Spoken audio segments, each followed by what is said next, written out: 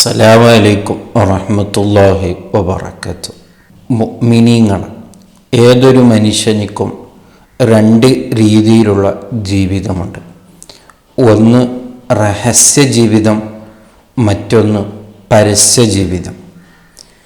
അതായത് ആൾക്കാരെ മുമ്പിലുള്ള ഒരു ജീവിതവും സ്വന്തം ആരാരുമില്ലാത്ത സ്വന്തത്തിൽ ഒറ്റയ്ക്കിരിക്കുന്ന സമയത്തിലുള്ള തൻ്റെ ജീവിതത്തിൻ്റെ ശൈലി.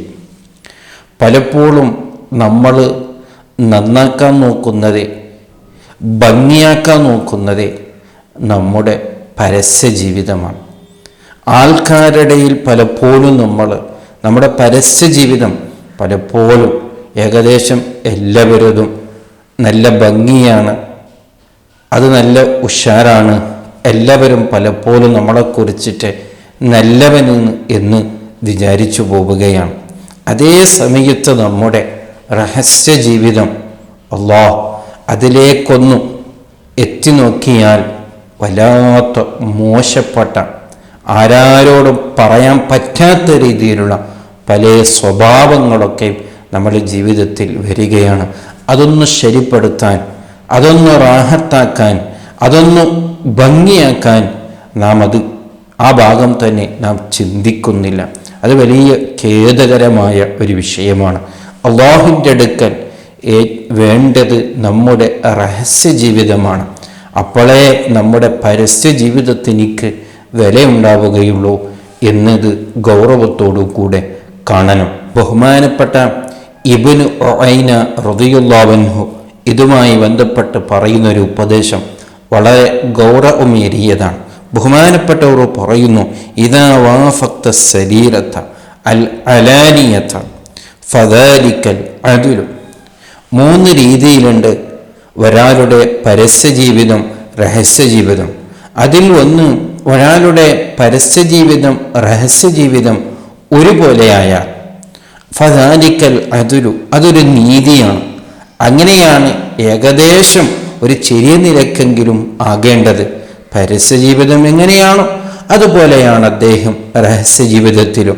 പരസ്യ ജീവിതത്തിൽ അദ്ദേഹം നിസ്കരിക്കുന്നത് പോലെ, ഖുർആൻ ഓതുന്നത് പോലെ, ആൾക്കാരുടെ ഇടയിൽ ഒരു നല്ലൊരു മനുഷ്യൻ ആയതുപോലെ അദ്ദേഹത്തിൻ്റെ രഹസ്യ ജീവിതത്തിലും അദ്ദേഹം അതുപോലെയാണെന്നെങ്കിൽ അതിലേറ്റവും ഒരു നല്ലൊരു ഉത്തമമായ സ്വഭാവം തന്നെയാണ് ഫദാലിക്കൽ അദ്ലു, അതൊരു നീതിയാണ്. എന്നിട്ട് ബഹുമാനപ്പെട്ടവർ പറയുന്നു, അത് മതിയാവുകയില്ല. ബഹുമാനപ്പെട്ടവർ പറയുന്നു, ഒരാളുടെ രഹസ്യ ജീവിതം അഫ്ളു മിനൽ അലാനിയത, അതായത് രഹസ്യ ജീവിതം പരസ്യ ജീവിതത്തിനേക്കാളും പോരിശയാകണം, ഉത്തമമാകണം. എന്നാൽ ഫദാലിക്കൽ ഫളു, അതാണ് ഏറ്റവും ശ്രേഷ്ഠത, അല്ലാഹുവിൻ്റെ അടുക്കൽ ഏറ്റവും ഉത്തമവും അല്ലാഹുവിൻ്റെ അടുക്കൽ ഏറ്റവും ഇഷ്ടപ്പെടുന്നതും അതാണ്. അതായത് നമ്മുടെ രഹസ്യ ജീവിതത്തിൽ പരസ്യ ജീവിതത്തിൽ ഇല്ലാത്ത എത്രയോ നന്മകൾ, എത്രയോ ഇബാദത്തുകൾ, എത്രയോ ദിക്റുകൾ, എത്രയോ ധാരാളം അമൽ സ്വാലിഹാത്തുകൾ, നല്ല നല്ല കർമ്മങ്ങൾ നമ്മളെ ജീവിതത്തിൽ ഉണ്ടാകണം. രഹസ്യ ജീവിതത്തിൽ അതാർക്കും അറിയില്ല, റബ്ബിന് മാത്രം, അള്ളാഹുവിന് മാത്രം. നമ്മളെ പരസ്യ ജീവിതത്തൊക്കെ ഉണ്ടെങ്കിലും അതിനേക്കാൾ എത്രയോ ഉത്തമമായൊരു ജീവിതം നമ്മുടെ രഹസ്യ ജീവിതമാക്കണം. അതാണ് ഒരു ശ്രേഷ്ഠത, അതാണ് വേണ്ടത് എന്ന് ബഹുമാനപ്പെട്ടവർ പറയുന്നു. എന്നിട്ട് ബഹുമാനപ്പെട്ടവർ പറയുന്നു, ഒരിക്കൽ പോലും നീ ആയിപ്പോകരുതേ നിന്റെ പരസ്യ ജീവിതം രഹസ്യ ജീവിതത്തിനേക്കാൾ പോരിശ. അതായത് രഹസ്യ ജീവിതത്തിൽ ഒന്നുമില്ല. രഹസ്യ ജീവിതത്തിൽ എത്തി നോക്കിയാൽ അവിടെ ഒരു ഫർള് നിസ്കാരം തന്നെ ശരിക്കില്ല. അങ്ങനെയാണല്ലോ പലപ്പോഴും. അതായത് എല്ലാവരും കാണുന്ന സമയത്ത് നമ്മുടെ ഒരു ഫർള് നിസ്കാരത്തിന് എത്ര ഭംഗിയാണ്, അതിലെല്ലാം സുന്നത്തുകളുണ്ട്. ഫർള് നിസ്കാരത്തിന് മുമ്പുള്ള സുന്നസ്കാരമുണ്ട്, ശേഷമുള്ള സുന്നസ്കാരമുണ്ട്, നിസ്കരിച്ചതിൻ്റെ ശേഷമുള്ള ദുആയുണ്ട്. ഇതൊക്കെയും നമ്മുടെ പരസ്യ ജീവിതത്തിലുണ്ട്. അതേ സമയത്ത് നമ്മുടെ രഹസ്യ ജീവിതത്തിലോ ആരും കാണാത്തൊരു സമയത്ത് ഫർള് നിസ്കരിക്കുകയാണെങ്കിൽ ഒന്ന് നാം നമ്മളോട് തന്നെ ഒന്ന് ചിന്തിച്ചു നോക്ക്. ചോദിച്ചു നോക്ക്.